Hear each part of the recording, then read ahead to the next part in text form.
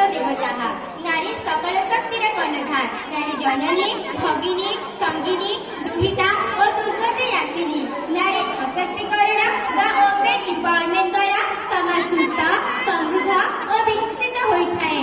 नारी शिक्षा द्वारा समाज अन्याय अत्याचार और यौतुक निर्यातन भली कुसंस्कार और अंधविश्वास दूर होता है। वर्तमान आम समाज एकविंश शताब्दी रे पदार्पण करथिले मध्य नारी शिक्षा को गुरुत्व दिया जाउ नाही। एही मर्मरे आम श्याम सुंदर सरकारी उच्च विद्यालय मिर्जापुर विद्यार्थी मानक द्वारा परिवेशित एक क्षुद्र अभिनय एजुकेशन फॉर ऑल आसंतु ना आम समस्त मिसी एही अभिनयटी को उपभोग करिबा और नारी शिक्षा को जागरण करिबा। पिंकी पिंकी मो पाई कप चाह लियो। अच्छा बाबा चाह लो जी।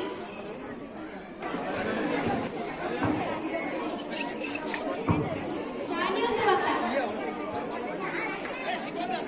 सुन पिंकी तो सहित मोर किछि कथा अछि टिके बाहर को जा।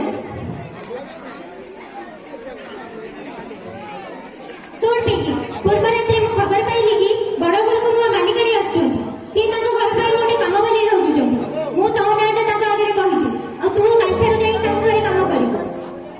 बाबा तू कोन पाठ पढिबेनी कि पाठ पढिबू की कथा कहछु तू काई पाठ पढिबू तू काम करिके पैसा आनले हमर राकेश पाठ पढिबो सी हम घरे पैसा सी मते चलेबो हम घर चलेबो तू पाठ पढि को करि परिबो नाही बाबा तो बहुत मो आई गलानी तू बहुत मते मो ऊपर जवाब दे कथा त करछु तो बहुत सारा दे गले।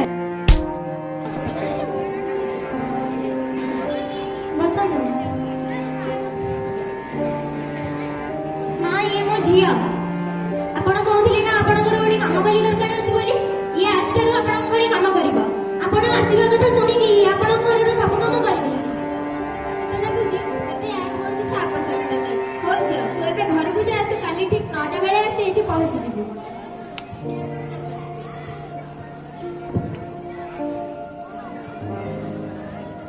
अरे 9टा बाजिलानी तू बा घर को काम करबा नै जिबी। नमस्कार मां सुन जा मु रोसे घरे तो पई रोसे करे रखी देछु तू आगे खाई नबो तापर तोर काम करिबो।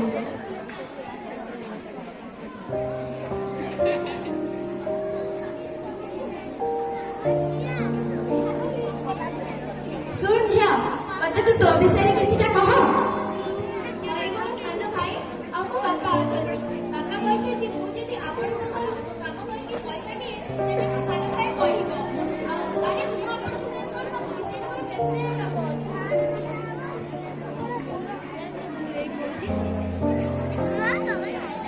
झिया तू ए बही तक पथरे कोन करूछु पूरा सजाडी दउथली मां कली राती रे से बही तक को सजाडी देथली भाबिले कि बदे हरिया रे छराउ टिके सजाडी देउथली तू का स्कूल जाउनो कि नाही मां आ तोर को पाठ पढिबा इच्छा नाही इच्छा तो अछि हेले बापा कहै जे देखो झियो नै पाठ पढि कान करिबी झियो नै को पर करि पाउ चुली मुटा तू मो बापू को पाठ पढिबा को आसे जा मु तो एति रे गोटी अवसर प्राप्त प्रधान शिक्षयित्री तू मो बापू को पाठ पढिबा को आसे बापा केबे भी कथा लागी बनी से मने बहुत पढेबे तो पाठ पढा पे तो बापा को सहित मु कथा हेबी।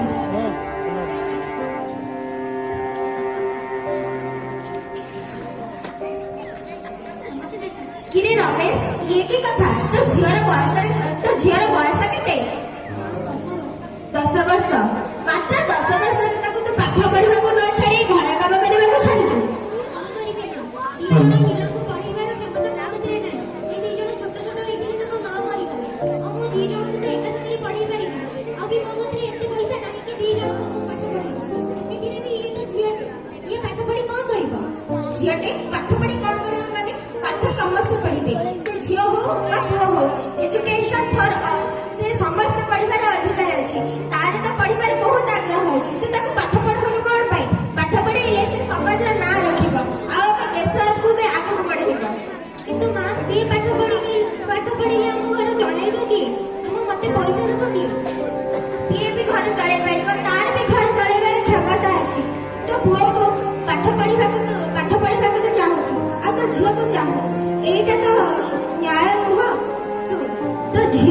ମୋ ପାଖକୁ ପାଠ ପଢିବାକୁ ଛାଡ଼ିବୁ ଆଉ ତୋ ପୁଅର ପାଠ ପଢା ଖର୍ଚ୍ଚ ସବୁ ମୁଁ କରିବି।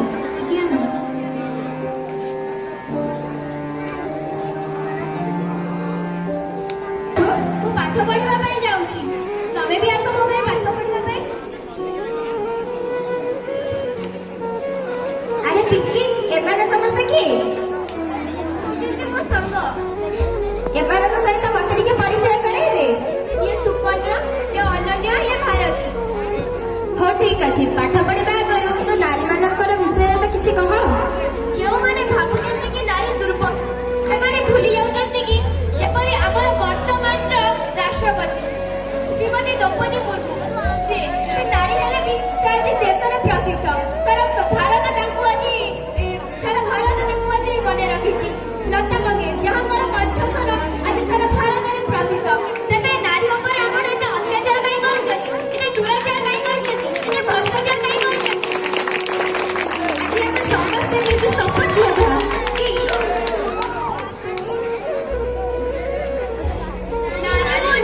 ଶିକ୍ଷା ସନ୍ମାନ, ନାରୀ ବଢାଇବ ଦେଶର ମାନ। ନାରୀ ସଶକ୍ତିକରଣରେ ସାହାଯ୍ୟ କରିବା, ଦେଶକୁ ଉନ୍ନତି ପଥରେ ଆଗେଇ ନେବା। ଆମେ ପାଠ ପଢିବୁ, ପଢିବୁ ରେ ପଢିବୁ। ଆମେ ପାଠ ପଢିବୁ, ଆମ ଜୀବନକୁ ଆମେ ଆମ ହାତେ ଗଢ଼ିବୁ। ପଢିବୁ ରେ ପଢିବୁ, ଆମେ ପାଠ ପଢିବୁ, ପଢିବୁ ରେ ପଢିବୁ। ଆମେ ପାଠ ପଢିବୁ।